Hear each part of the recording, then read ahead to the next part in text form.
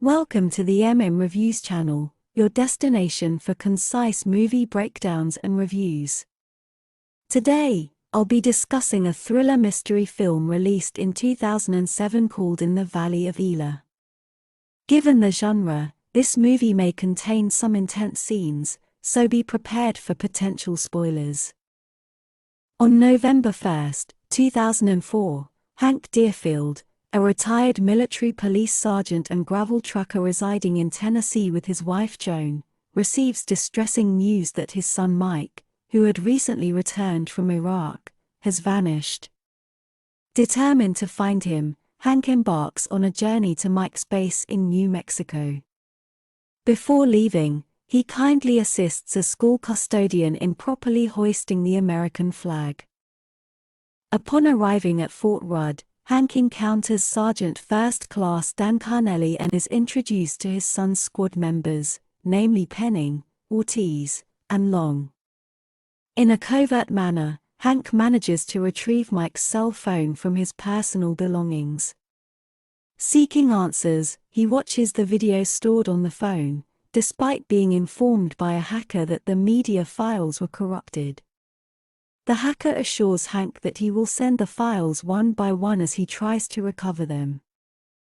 Frustrated by his unsuccessful attempts to report Mike's disappearance to police detective Emily Sanders, Hank reaches out to a former Army CID acquaintance for assistance, but to no avail. Emily faces ridicule from her colleagues at the police department due to her gender and her journey from traffic to homicide. In response, she advises Hank to involve the military police in the case. Hank, aware of the lack of transparency from the military police, has joined the local police force. The discovery of Mike's burned and dismembered body, with 42 stab wounds, raises concerns. Fort Rudd asserts jurisdiction, suspecting a drug-related motive due to a pipe found under Mike's mattress and recent arrests of soldiers involved in heroin smuggling. Hank convinces Sanders to allow him access to the crime scene, which falls under military jurisdiction. Upon examination, Hank realizes that the green car initially reported was actually blue, as it was parked under a yellow light. The gun store across the road confirms seeing a blue car on the night of the murder. Despite facing belittlement from her male colleagues, Sanders convinces her boss, Sheriff Butchwald, to continue the investigation since the murder occurred on civilian property and the body was dragged just beyond the boundary line. Additionally, Mike's squad mate, SPC Gordon Borner, reaches out to Hank, providing further information. After examining her son's remains, Joan returns home and finds a package that Mike had sent to himself. Despite Hank's advice not to open it, she decides to do so. Following Mike's credit card history, Sanders and Hank track down a restaurant where Mike had dined with at least two other individuals shortly before his death. The Army investigators provide Sanders with sworn statements from Mike's squad, preventing her from conducting her own interviews. Hank suspects that the Army is trying to shield its own members. Joan invites Hank for dinner, during which he narrates the story of David's battle with Goliath in the Valley of Elah to her young son. Eve, a topless bartender previously questioned by Hank, identifies Corporal Steve Penning from Mike's squad in a photograph. This revelation leads Hank to discover that Mike and Penning were ejected from a strip club on the night of Mike's death. Sanders interviews Penning, Borner, and SPC Ennis Long, who confess to providing false statements. They reveal that after Mike caused a commotion at the club, he and Borner engaged in a fight in the parking lot. Subsequently, Mike paid for their meal at the restaurant, and they visited a prostitute before parting ways with Mike, who was seeking drugs that night. Sanders suspects that a confrontation occurred when Mike charged at Borner in the parking lot. She theorized that Borner, trained to react, reached for his weapon and retaliated against Mike. Hank remains skeptical about the involvement of Mike's fellow soldiers in his death, as he believes that brothers wouldn't betray each other in such a way. Army investigator First Lieutenant Kirklander presents a traffic photo showing the 4 Army men in a car at 12:45 a.m., just 15 minutes before they were seen paying for dinner at the restaurant. The location where Mike's body was found is at least 30 minutes away from where the photo was taken. Upon further investigation, Hank and the police discover that another member of Mike's squad, Private Robert Ortiz, is AWOL. There should be 8 statements in the file for every squad member, but there are only 7. Ortiz has a history of drug smuggling and drives a blue car.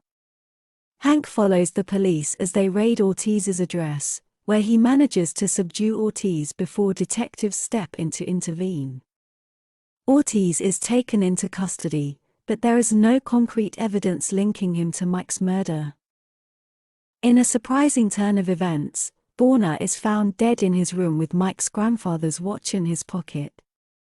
Sanders, another investigator, concludes that Borna, who also owned a blue car, may have been responsible for Mike's death. Sanders also discovers that Angie, a soldier's wife who had sought her help previously after her husband killed her dog in a fit of rage, has been murdered by her husband. Hank arranges for his son's remains to be sent back home, while Penning assists him in jump-starting his truck. As they work together, they reminisce about Mike. Sanders, on the other hand, compares Penning's handwriting to the signature on Mike's final credit card statement and comes to a shocking realization. It becomes clear that Penning, Borna, and Long were responsible for Mike's death and had used his credit card at the restaurant. Although Penning has already come forward and received a plea deal from the Army, resulting in a relatively light prison sentence, Sanders insists that both Hank and Penning hear his confession in person. During the confession, Penning admits to stabbing Mike after a seemingly insignificant argument. Furthermore, it is revealed that Penning stabbed and killed Mike, while Borna dismembered his body. They then disposed of the remains by bagging them, having a meal at the restaurant, and finally burning the body in a field before returning to their base. Curious about a video showing Mike torturing a captive insurgent, Hank questions Penning. In a detached manner, Penning responds, "We all do stupid things." He goes on to suggest that anyone could have died in that argument or a similar one, implying that Mike may have brought the aggression upon himself due to a sense of hopelessness and the group's struggle to readjust to civilian life. As Hank gathers Mike's belongings, he apologizes to Ortiz, who has been honorably discharged. The weight of his last conversation with his son, where Mike expressed remorse for accidentally running over an Iraqi child, continues to haunt him. Hank expresses his gratitude to Sanders and heads back home. However, upon arriving, he discovers that Joan has already opened the package containing a picture of Mike's squad and a folded flag. Overwhelmed with grief, Hank returns to the local school's flagpole and flies his son's flag upside down as a symbol of distress. The movie concludes at this point. I hope you find this review enjoyable. If you do, kindly show your support by liking this video, sharing it with your friends, and subscribing to my channel.